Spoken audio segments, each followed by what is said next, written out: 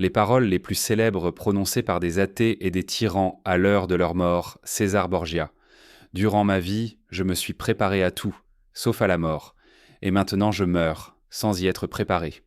Thomas Hobbes, philosophe politique. Je suis sur le point de plonger dans les ténèbres, et si je possédais le monde entier, je le donnerais en échange d'un seul jour de plus à vivre. Thomas Paine, écrivain athée du XVIIIe siècle. Je vous en supplie, ne me laissez pas seul. Oh mon Dieu, qu'ai-je fait pour mériter cela?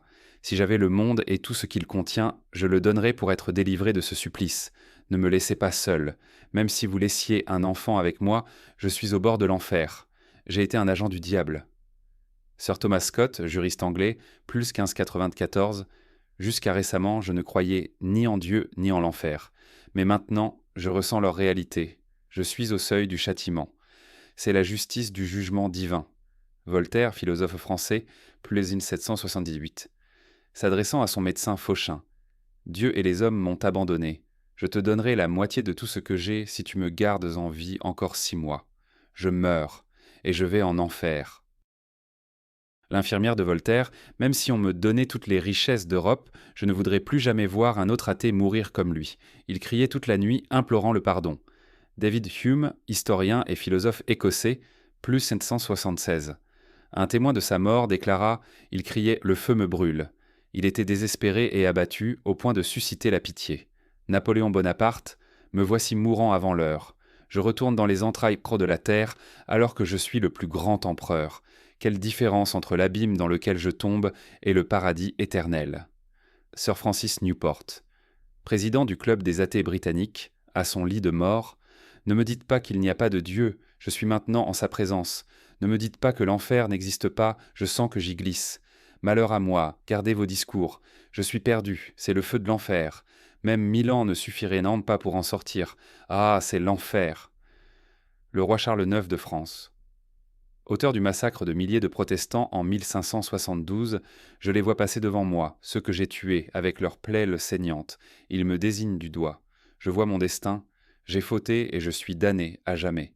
David Strauss, écrivain athée allemand, plus 1874, ma philosophie m'a trahi. Je me sens comme entre les mâchoires d'une machine aux dents tranchantes et j'ignore à quel moment elle va m'écraser. Svetlana Staline. Fille de Joseph Staline, dans une interview avec Newsweek, la mort de mon père fut horrible.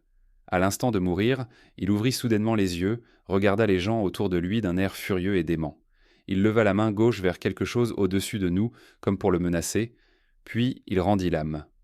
Anton LaVey, fondateur de l'église de Satan et auteur de la Bible satanique, 1987, il cria à sa mort « Qu'ai-je fait? J'ai commis une terrible erreur. » Il demandait pardon à Dieu Tout-Puissant.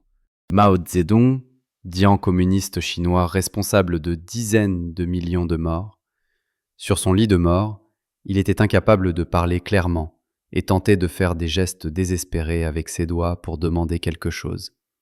Il aurait été saisi de terreur silencieuse, selon certains proches témoins chinois.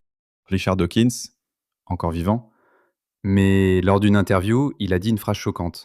« Si je devais mourir et qu'il y avait un Dieu, je lui dirais « Pourquoi as-tu fait tant de mal dans le monde et pourquoi m'as-tu caché ton existence ?» Karl Marx, philosophe athée et père du communisme.